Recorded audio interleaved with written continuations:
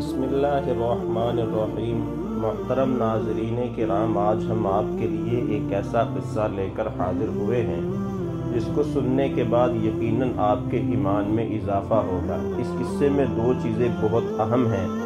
ایک یہ کہ اللہ تعالیٰ نے جو رزق انسان کے نصیب میں لکھا ہے وہ اس کو مل کر رہتا ہے، اور دوسرا یہ کہ 10 محرم کا ایک خاص مقام ہے۔ یہ ویڈیو بہت دلچسپ ہے، اس کو آخر تک ضرور دیکھیں۔ ایک نیک آدمی فرماتے ہیں کہ ہم چند دوست جبل لبنان میں گئے تاکہ ہمیں کوئی اللہ کا ولی مل جائے۔ جبل لبنان ایک پہاڑ تھا جس کے بارے میں یہ بات مشہور تھی کہ وہاں اولیاء اللہ رہتے ہیں اور دنیا سے دور اس پہاڑ پر اللہ تعالیٰ کی عبادت کرتے ہیں یکسوئی کے ساتھ۔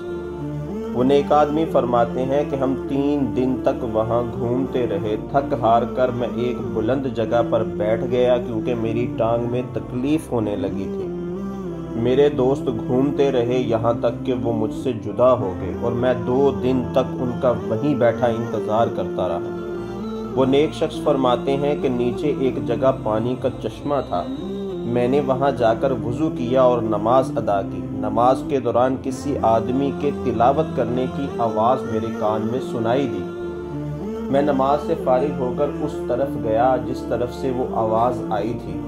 میں نے وہاں جا کر دیکھا کہ ایک غار میں ایک اندھا شخص ہے۔ میں نے السلام علیکم کہا، انہوں نے سلام کا جواب دیا اور مجھ سے پوچھا کہ تم جن ہو یا انسان؟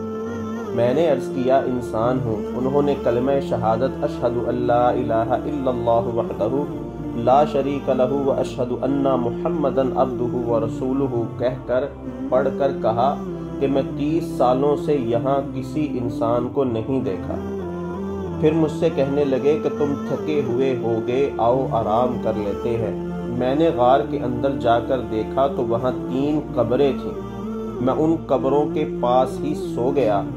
جب نماز ظہر کا وقت ہوا تو انہوں نے مجھے آواز دی کہ نماز کا وقت ہو گیا ہے۔ میں نے ان سے زیادہ نماز کا وقت جاننے والا کوئی نہیں دیکھا۔ میں نے ان کے ساتھ نماز ادا کی۔ وہ نابینا شخص عصر تک نوافل پڑھتے رہے۔ پھر نماز عصر ادا کرنے کے بعد انہوں نے یہ دعا پڑھی، اللہم اصلح امت محمد، اللہم ارحم امت محمد، اللہم فرج عن امت محمد۔ پھر ہم نے نماز مغرب ادا کی۔ نماز کے بعد میں نے پوچھا کہ آپ کو یہ دعا کہاں سے معلوم ہوئی اور کس نے سکھائی ہے؟ انہوں نے فرمایا تم اس کے متحمل نہیں ہو سکتے۔ پھر فرمایا کہ جو شخص ہر روز 3 مرتبہ یہ دعا پڑھے اللہ تعالیٰ اس کو ابدالوں میں لکھ دیتے ہیں۔ نماز عشاء کے بعد اس اندھے بزرگ نے مجھ سے کہا کہ کھانا کھائیں گے؟ میں نے کہا جی ہاں۔ فرمایا کہ غار کے اندر چلے جاؤ، جو کچھ موجود ہے کھا لو۔ میں نے اندر جا کر دیکھا کہ ایک چٹان پر اخروٹ، منقع، سیب، انجیر اور مختلف قسم کے پھل تھے۔ ہر ایک پھل علیحدہ علیحدہ کونے میں پڑا ہوا تھا۔ میں جتنا کھا سکتا تھا اتنا کھا لیا۔ وہ نابینا بزرگ ساری رات نہیں سوئے بلکہ ذکر و عبادت میں مشغول رہے۔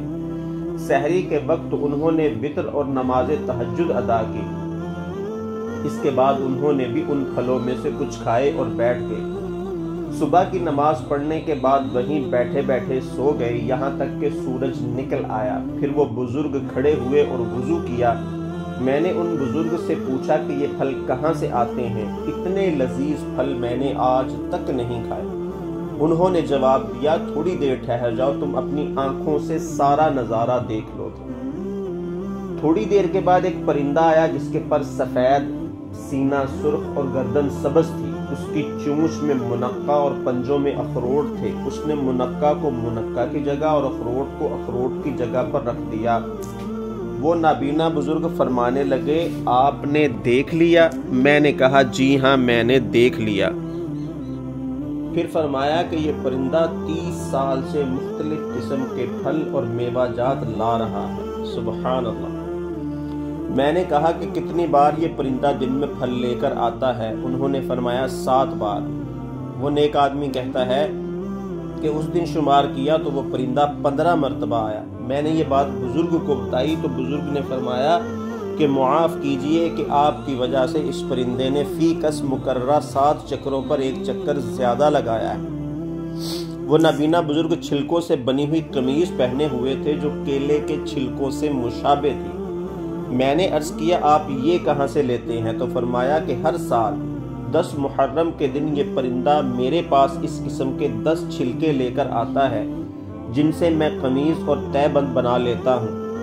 ان کے پاس ایک بڑا سوا تھا جس سے وہ ان چھلکوں کو سی لیا کرتے تھے۔ فرماتے ہیں کہ ایک دفعہ اس نابینا بزرگ کے پاس 7 آدمی آئے جن کی آنکھیں سرخ تھیں اور ان کے بال ان کا لباس تھا۔ بزرگ نے مجھ سے کہا کہ آپ خوف نہ کریں، یہ مسلمان جن ہیں۔ پھر ان جنوں میں سے ایک جن نے سورہ طٰہٰ، دوسرے نے سورہ فرقان اور تیسرے نے سورہ رحمان کی چند آیات سیکھیں اور پھر وہ چلے گئے۔ معلوم ہوا کہ وہ جن علم حاصل کرنے کے لیے ان بزرگ کے پاس آئے تھے۔ وہ نیک آدمی فرماتے ہیں کہ میں 24 دن اس نابینا بزرگ کے پاس ٹھہرا۔ انہوں نے مجھ سے پوچھا کہ آپ یہاں تک میرے پاس کیسے پہنچے ہیں؟ میں نے انہیں سارا قصہ سنایا اور کہا کہ میں ساتھیوں کے انتظار میں تھا مگر وہ نہیں آئے۔ فرمانے لگے آپ کے دوست پریشان ہو رہے ہوں گے، آپ کے لیے زیادہ ٹھہرنا مناسب نہیں بلکہ واپس چلے جانا بہتر ہے۔ میں نے عرض کیا کہ مجھے راستے کا علم نہیں۔ اس وقت انہوں نے کوئی جواب نہیں دیا۔ پھر زوال کے وقت فرمایا جانے کی تیاری کریں۔ میں نے عرض کیا کہ آپ مجھے کوئی وصیت فرما دے۔ انہوں نے فرمایا 2 باتوں پر عمل کرو، ایک بھوک اختیار کرو اور پیٹ بھر کر کھانے سے گریز کرو، اور دوسرا یہ کہ ادب کو ملحوظ رکھیں، مجھے امید ہے آپ بزرگوں کے مقام کو پالیں گے۔ اس نابینا بزرگ نے وصیت کرنے کے بعد فرمایا میں آپ کو ایک بزرگ کے لیے ایک ہدیہ دینا چاہتا ہوں، یہ ہدیہ ان بزرگ کو میری طرف سے پہنچا دے۔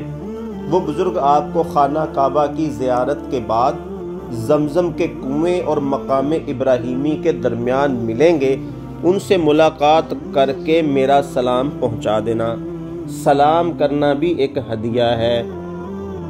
اور مجھ سے فرمایا کہ ان سے اپنے لیے دعا ضرور کروا لینا۔ پھر وہ نابینا بزرگ غار سے نکلے، میں بھی ان کے ساتھ تھا۔ میں نے دیکھا کہ غار کے دروازے پر ایک درندہ کھڑا ہے۔ انہوں نے اس درندے سے کچھ بات کی جو مجھے سمجھ نہیں آئی۔ پھر مجھے فرمایا کہ آپ اس درندے کے پیچھے چلے جائیں، جہاں یہ درندہ رک جائے وہاں آپ کو راستہ مل جائے گا۔ چنانچہ وہ درندہ میرے آگے چلنے لگا اور میں اس کے پیچھے پیچھے چلتا رہا۔ 1 گھنٹہ مسلسل چلنے کے بعد وہ درندہ رک گیا۔ میں نے دائیں طرف دیکھا تو دمشق شہر تھا۔ میں دمشق کی جامع مسجد میں گیا تو میرے دوست مجھے وہاں مل گئے۔ میں نے ان کو اس نابینا بزرگ کے بارے میں بتایا۔ میرے دوستوں نے ان بزرگ کو ڈھونڈنے کا فیصلہ کیا، لہذا میں اپنے دوستوں اور چند لوگوں کے ساتھ اسی پہاڑ پر گیا جہاں وہ بزرگ ملے تھے۔ 3 دن تک مسلسل ہم ان کی غار کو تلاش کرتے رہے مگر کچھ پتہ نہ چلا۔ لوگوں نے مجھے کہا کہ یہ اللہ کے فضل و کرم سے خصوصی کرامت تھی جو اللہ تعالیٰ نے تمہیں دکھائی ہے اور ہم سے پوشیدہ رکھی ہے۔ وہ نیک آدمی فرماتے ہیں اس واقعے کے بعد میں ہر سال حج کے لیے جاتا تھا اور اس شخص کو تلاش کرتا تھا جن کے بارے میں مجھے ان نابینا بزرگ نے بتایا تھا، لیکن وہ شخص مجھے ہر سال حج پر نظر نہیں آتے تھے۔ اس واقعے کے پورے 8 سال بعد وہ شخص مجھے نظر آئے زمزم اور مقام ابراہیمی کے درمیان۔ میں نے السلام علیکم کہا، انہوں نے سلام کا جواب دیا۔ میں نے ان سے دعا کی درخواست کی، انہوں نے میرے لیے دعا کی۔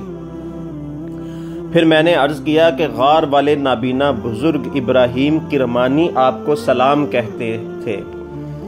فرمانے لگے آپ نے انہیں کہاں دیکھا ہے؟ میں نے کہا جبل لبنان کی غار میں۔ انہوں نے فرمایا رحمہ اللہ تعالی، اللہ تعالی ان پر رحم کرے۔ میں نے عرض کیا کہ کیا وہ انتقال کر گئے ہیں؟ فرمایا ہاں، ابھی میں ان کی نماز جنازہ پڑھ کر انہیں ان کے بھائیوں کے پاس دفنا کر آیا ہوں جن کی قبریں آپ نے غار میں دیکھی تھی۔ پھر فرمانے لگے جس وقت ہم انہیں غسل دے رہے تھے اچانک وہ پرندہ جو ہمیشہ ان کے لیے پھل وغیرہ اور کھانے کی چیزیں لایا کرتا تھا ہمارے پاس آ کر گر پڑا اور تڑپ تڑپ کر اپنی جان دے دی۔ ہم نے اس پرندے کو بھی اس بزرگ کے پاؤں کے قریب دفن کر دیا۔ معلوم ہوا کہ اس پرندے کو اللہ تعالی نے اس نابینا بزرگ کے کھانے کے لیے مقرر کیا ہوا تھا۔ سبحان اللہ۔ اس کے بعد وہ بزرگ کھڑے ہوئے اور طواف میں مصروف ہو گئے اور تھوڑی دیر بعد غائب ہو گئے۔ اگر آپ اس طرح کے اور قصے سننا چاہتے ہیں تو ہمارے چینل کو سبسکرائب کریں۔ اللہ تعالیٰ آپ کو دنیا و آخرت کی خیر و برکت سے نوازے۔